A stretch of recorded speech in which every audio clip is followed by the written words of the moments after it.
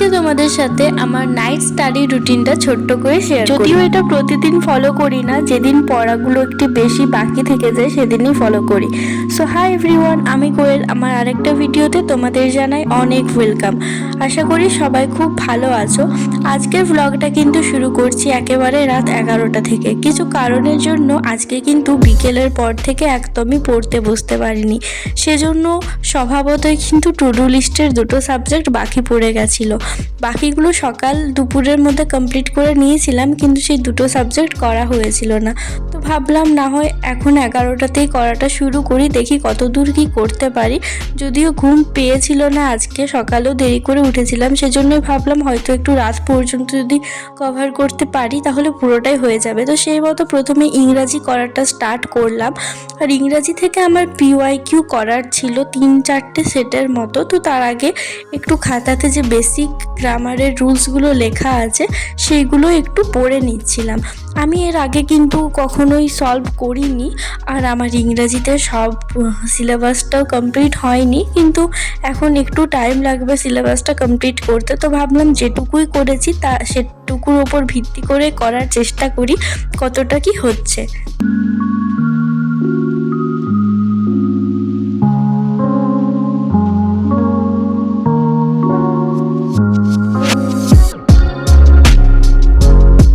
আজকে ফার্স্টে স্টার্ট করেছিলাম স্পটিং এরর। প্রথমে ভেবেছিলাম যে ন্যারেশন চেঞ্জটা করব, কিন্তু তারপর ভাবলাম এটা দিয়ে স্টার্ট করি। এটা একদম প্রথমেই এই চ্যাপ্টারটাই ছিল যেহেতু, কিন্তু এটা যখন করতে স্টার্ট করলাম তখন বুঝতে পারলাম আর কয়েকটা রুলস পড়ার পরেই হয়তো করলে ভালো হতো।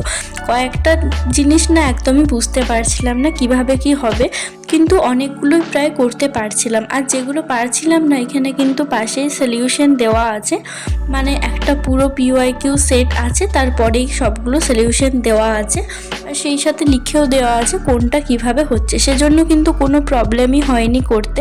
আর এই বইটা আমি আজকে পারচেস করেছি। আগের দিন দোকানে গেছিলাম কিন্তু সেদিন ছিল না, শেষ হয়ে গেছিলো, তো আজকে গেলাম পেয়ে গেছি।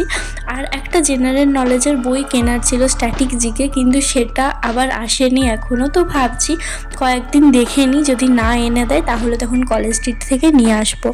আর টোটাল 4টা সেটের করেছিলাম, মানে CHSL, CGL, MTS আর একটা SSC স্টেনো, এই 4টার PYQ করেছিলাম। তো এগুলো করতে আর তার আগে যে বেসিক রুলসগুলো পড়েছিলাম সব মিলিয়ে আমার ওই 1 ঘন্টা 30 মিনিটের মতো লেগেছিল।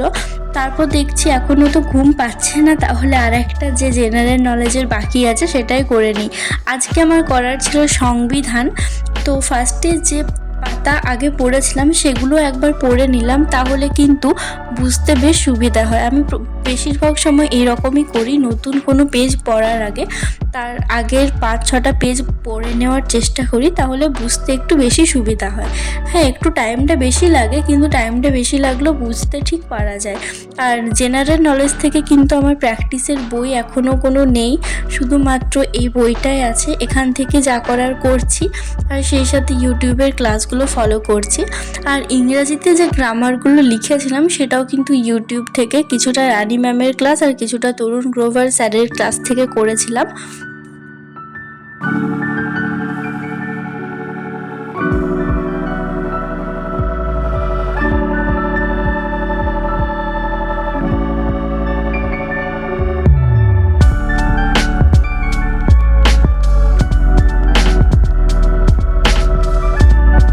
এটা করতেও খুব একটা বেশি টাইম লাগেনি, 2 ঘন্টার মধ্যে হয়ে গেছিলো। কি শুধুমাত্র বইটা থেকে পড়েছিলাম, 5 পাতায় করেছিলাম, কিন্তু অনেকবার করে পড়ে তারপর একটু দেখছিলাম কতটা কি মনে আছে, সেজন্য একটু বেশি টাইম লেগে যায় পড়তে।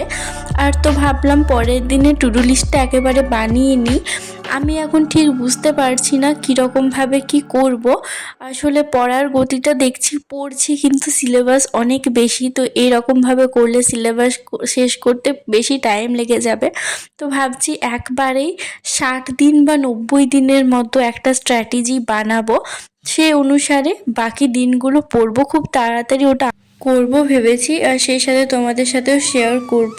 তো পড়া তো কমপ্লিট, কিন্তু পড়ার পরও আরও অনেক কাজ থাকে, কারণ আমার পড়তে বসার সময় ঘরটা এত এলোমেলো করে রাখি, তার উপর কখনো বিছানায় পড়তে বসি, এখন আবার গ্রীষ্মকাল পড়েছে বলে কখনো আবার মাটিতে পড়তে বসি।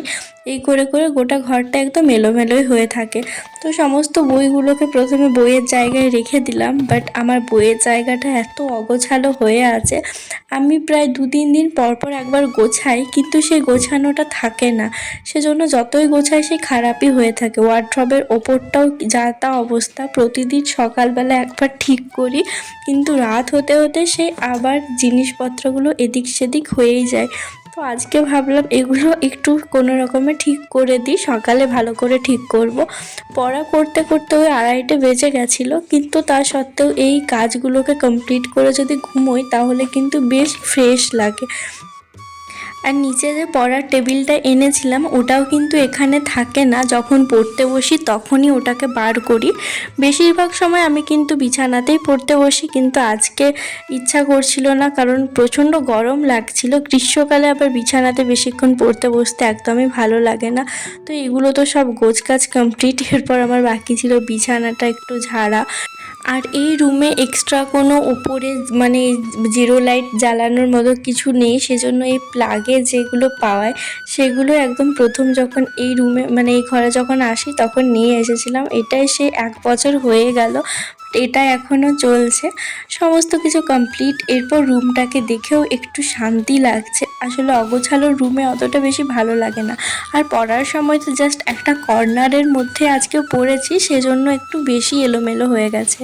আর পড়ার সময় একটু আধটু ভিডিও করে নিয়েছিলাম, সেজন্য ওই স্ট্যান্ড তো আমার নেই, তো ওই যা একটা প্লাস্টিকের ওয়ার্ড্রব আছে সেটাকে একটু খোলাখুলি করে রাখি, সেজন্য আরেকটু বেশি অগোছালো লাগছিল। তো যাই হোক, কোনো রকমে 10 মিনিটের মধ্যে পুরো রুমটাকে ঠিকঠাক করে এরপর শান্তিতে ঘুমাবো। আর বেঁচে গেছিলো 2:45। সারাদিনে যে টু ডু লিস্টটা কমপ্লিট করতে পেরেছি এটা ভেবেই কিন্তু বেশ ভালো লাগছিল। আমি তো ভাবছিলাম আজকে কমপ্লিট করতেই পারবো না, কারণ অনেক দিন হয়ে গেল আমি এত রাত জেগে পড়িনি, মানে 3-4 দিন থেকে পড়িনি। তো জিরো লাইটটা জ্বালিয়ে দিলাম, কিন্তু ফ্যানটা অফ করে দিলাম, তার কারণ এখন আবার ভিডিও এডিট করতে বসবো।